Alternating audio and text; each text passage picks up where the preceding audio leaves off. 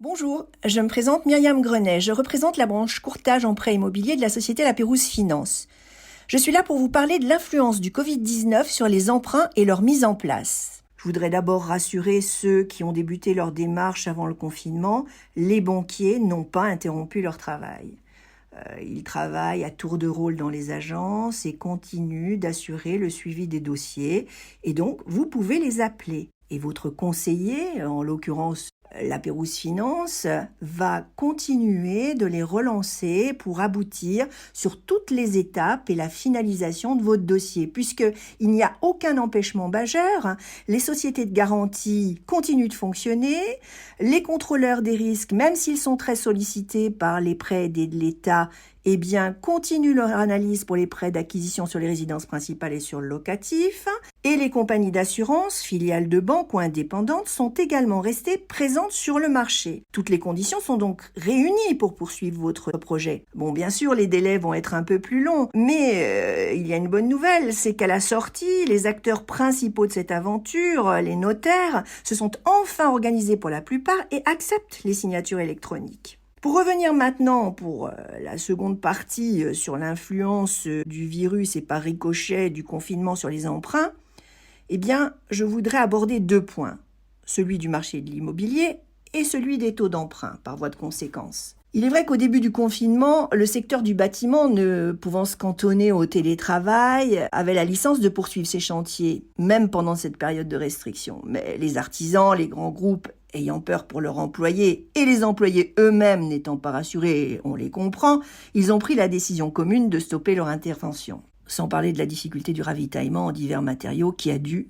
aussi certainement jouer. La demande étant supérieure à l'offre déjà avant la crise, elle continue d'augmenter. Cet écart se creuse par l'action conjointe de deux phénomènes. La diminution de l'offre d'une part, cette diminution étant due au retard pris dans les constructions, l'inertie des grands groupes constructeurs se fera forcément ressentir, l'acheminement des pièces dont on parlait tout à l'heure, les matériaux qui peuvent venir de l'étranger avec les frontières fermées, peut-être que cela va créer une raréfaction, des prix qui vont augmenter, une absence de matériel, même carrément d'engins, je dirais, mécaniques, vont immanquablement ralentir encore les finalisations des constructions d'immeubles, de résidences et de projets en général. Il y a aussi l'augmentation de la demande, facile à comprendre. L'immobilier est de tout temps à jamais la valeur sûre de l'investissement, puisque le préféré des Français, il est tangible, il est palpable et sur le long terme, investi dans des grandes villes ou cités en expansion et sur des bons produits, on peut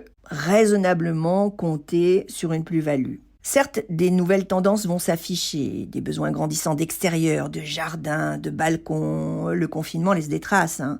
Le télétravail va faire aussi que la notion de distance va moins prévaloir et ce que l'on appelle le grand Paris va prendre tout son sens.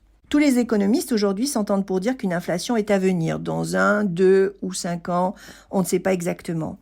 Acheter aujourd'hui dans de bonnes conditions promet donc une plus-value future.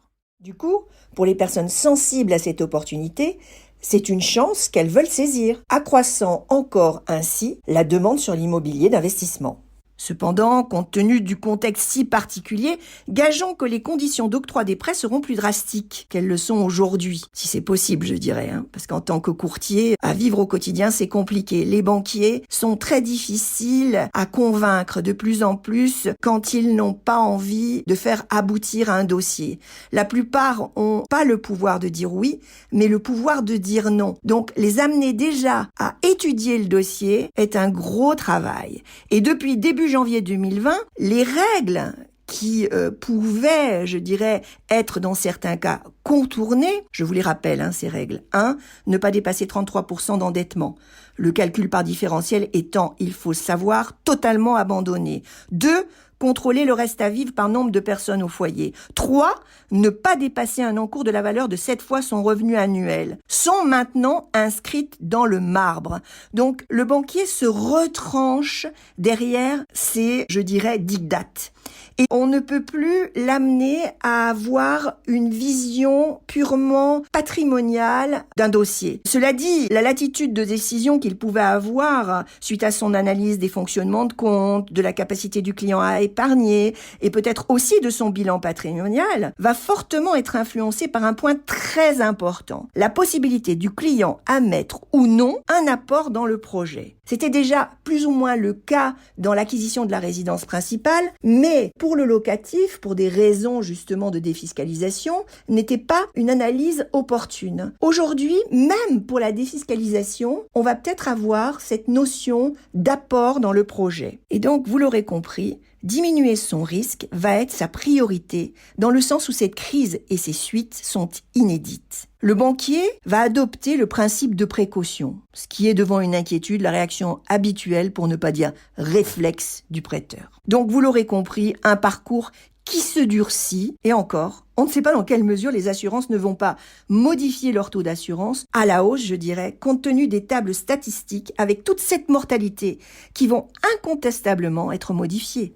Néanmoins, l'investissement immobilier étant très intéressant et les taux bas, même sur les longues durées, il est de bon conseil de vous dire d'investir et d'utiliser l'effet de levier du crédit pour construire ou renforcer votre patrimoine. Par ailleurs, pour les investisseurs en locatif, il conviendra d'étudier la pertinence de mettre en place pour leur acquisition un prêt in fine avec adossement sur un contrat d'assurance vie plutôt que de mettre en place un prêt amortissable sur une longue durée qui, pour des questions de risque, comme nous l'évoquions plus haut, sera plus difficile à faire accepter par le contrôleur des risques. En résumé, et en conclusion, vous l'aurez compris, le cabinet de gestion de patrimoine La Pérouse Finance vous conseille fortement d'investir dans la pierre, que ce soit la pierre papier ou immeuble, et d'utiliser pour ce faire le crédit bancaire.